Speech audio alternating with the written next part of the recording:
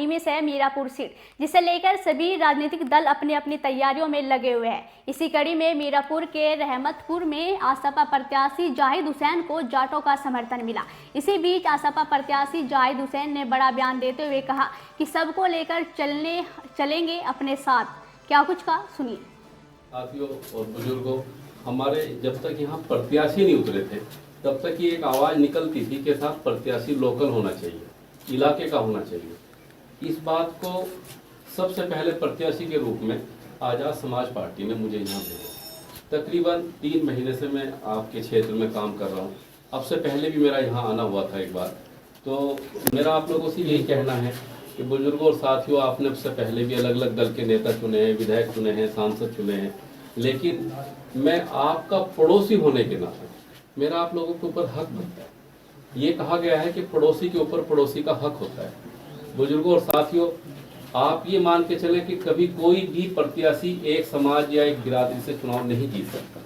हर समाज, सर्व समाज का वोट मिलता है तभी प्रत्याशी चुनाव जीत पाता है। बुजुर्गों और साथियों, आप ये मान के चले कि जिस तरीके से आप लोग किसानी करते हैं, जिस तरीके से मैं घर और घेर में मैं आपके सामने आज बैठा हूँ, उसी तरीके का घर और घेर मेरा है।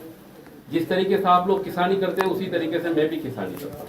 कब क्या फसल बोनी होती, कब क्या फसल काटनी होती, वो सब मुझे भी पता है। लेकिन मैं आपको यकीन और भरोसा दिला रहा हूँ कि आपके दुख सुख में मैं 24 घंटे आपके साथ खड़ा रहूँ। बुजुर्गों और साथियों, आप लोगों के ऊपर तो मेरा हक बनता है, ईश्वर के वास्ते, खुदा के वास्ते। अब की बार 2 बरस का चुनाव है, आप मुझे वोट दें। मैं आप लोगों का ये इस वर्ष के बीच में लेकर के आप लोगों से मैं अपील कर रहा हूँ। देखो, आपको वोट तो किसी ना किसी को देना ही होता है, ABCD किसी को तो देना ही है, लेकिन हक होने के नाते मैं आप लोगों से रिक्वेस्ट कर रहा हूँ, पड़ोसी होने के रास्ते में आप लोगों से आजीजी कर रहा हूँ। आप लोगों से मैं ये भी कह रहा हूँ कि साहब, आप अगर मेरे पास अगर आएंगे, परवरदिगार ने चाहा, ईश्वर ने चाहा, आप विधायक तो मुझे बना ही देंगे, लेकिन आप मेरे पास आएंगे तो आपको ये कतई लगेगा कि हम किसी विधायक के पास जा रहे हैं। आपको एहसास होगा कि हम अपने भाई के पास जा रहे हैं, अपने बेटे के पास जा रहे हैं। मैं आज आप लोगों के बीच में हूँ तो मुझे कतई नहीं लग रहा कि मैं कहीं, मुझे लगा कि मैं आज अपने परिवार में खड़ा हूँ, मैं अपने परिवार के बीच में हूँ। देखो साथियों, मैंने कभी कोई राजनीति नहीं की, ना मेरा राजनीतिक बैकग्राउंड, मैंने कभी कोई चुनाव नहीं लड़ा, लेकिन आपकी दुआओं से मुझे एक टिकट हुआ। इसमें मेरा कोई कमाल नहीं, ये सब आप लोगों का आशीर्वाद और प्यार है। बुजुर्गों और साथियों, मैं आपको यही अपील कर रहा हूँ कि आने वाली 20 तारीख को आप अपना कीमती वोट और अपनी दुआएं और अपना प्यार दे करके भारी मतों से आप हमें विजय बनाएं। बुजुर्गों और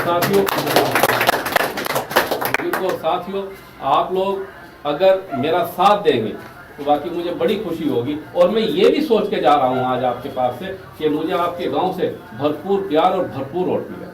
साथियों, आपको वोट देना है, लेकिन अपना भाई समझ के, अपना बेटा समझ कर। अब की बार मैं आप लोगों से रिक्वेस्ट कर रहा हूँ, आप अब की बार मुझे अपना बेटा, अपना भाई समझ करके वोट दे दें, और मैं आप लोगों का हमेशा आभारी रहूंगा। और ये आपको यकीन और वायदा कर रहा हूँ मैं अपनी तरफ से कि हमेशा, वैसे तो आप लोगों को किसी की जरूरत नहीं पड़ती, आप सक्षम हैं, आप मजबूत हैं, लेकिन मैं जिस लायक भी हूँ, मैं 24 घंटे आपके साथ खड़ा हूँ। साथियों, आप कल से मेरे लिए थोड़ा सा प्रचार प्रसार भी कर दें। आप मेरे लिए अगर निकलेंगे तो ये कहा गया है कि जो एक एक बूंद से घड़ा भर जाता है और एक एक बूंद अगर निकलता है तो घड़ा खाली भी हो जाता है। देखो, हम सब किसान हैं, आप और हम ही आपस में एक दूसरे की समस्याओं को, बात को समझ सकते हैं। बाहर के लोग आते हैं, बड़ी बड़ी हवेलियों में रहते हैं, उनके यहाँ हवेलियों में अगर हम पहुँचते हैं तो हम अपनी बात नहीं रख पाते, क्योंकि हम सब किसान हैं। उनके दरवाजे पे जो चटकनी लगी रहती है, उस चटकनी को दबाने में भी कहीं ना कहीं हमें ये एहसास होता है कि कहीं हमसे गलत ना हो जाए। जी जी, बड़े और बुजुर्गों और साथियों, आप ये समझें कि आप सब समझदार हैं, लेकिन इंसान अपनी बात को हक के साथ वहीं रख सकता है जहां उसको बात कहने का माहौल मिलता। मैं आपके सामने क्यों ज्यादा बोल रहा हूँ, आप मुझे कहीं बड़े 5 स्टार होटल के सेमिनार हॉल में खड़ा करते मैं नहीं बोल पाऊंगा।